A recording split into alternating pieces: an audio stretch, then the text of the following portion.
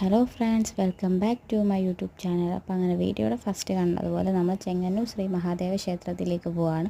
ഇത് ജനുവരിയിൽ എടുത്ത് വെച്ചിരുന്ന വീഡിയോ കേട്ടോ, അപ്ലോഡ് ചെയ്യാൻ പറ്റിയില്ല. അങ്ങനെ വീട്ടിൽ നിന്ന് ഒരു 6:30 ആയപ്പോഴത്തേക്ക് ഇറങ്ങി. നല്ല മഞ്ഞുണ്ടായിരുന്നു. അങ്ങനെ ഫ്രണ്ടിൽ ഇരുന്ന് കുഞ്ഞിനെ എടുത്ത് ബാക്കിൽ നടുക്കിരുത്തി അവൻ ഉറങ്ങി.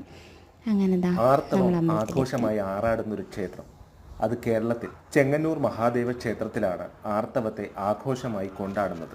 മഹാദേവർ ക്ഷേത്രമാണെങ്കിലും പാർവതി ദേവിയുടെയും സാന്നിധ്യമുണ്ട്. ദേവി തൃപ്പൂത്തായി എന്നാണ് ഈ ചടങ്ങുകൾക്ക് പറയുക. ഇതെങ്ങനെയാണ് അറിയുക എന്ന് നമുക്ക് സംശയം തോന്നാം. നിർമാല്യത്തോടുകൂടി പുറത്തേക്ക് കൊണ്ടുവരുന്ന ഉടയാടയിൽ ചുവന്ന അടയാളമോ ബിന്ദുക്കളോ കണ്ടാൽ ദേവി തൃപ്പൂത്തായി എന്ന് കഴകക്കാരായ വാരസ്യാർ അറിയിക്കണം.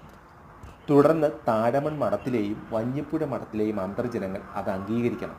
തൃപ്പൂത്തായി എന്ന് തീർച്ചയായാൽ തന്ത്രിയായ താഴമൺ ചെങ്ങന്നൂരിൽ വന്ന ദേവിയെ മൂലബിംബത്തിൽ നിന്നും അർച്ചനാബിംബത്തിലേക്ക് ആവാഹിക്കും.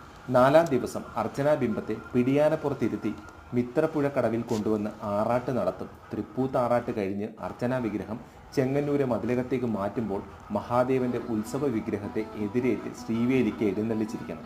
കൗതുകകരമായ എന്നാൽ ഭക്തി നിർഭരമായ ഒരു ചടങ്ങാണിത്.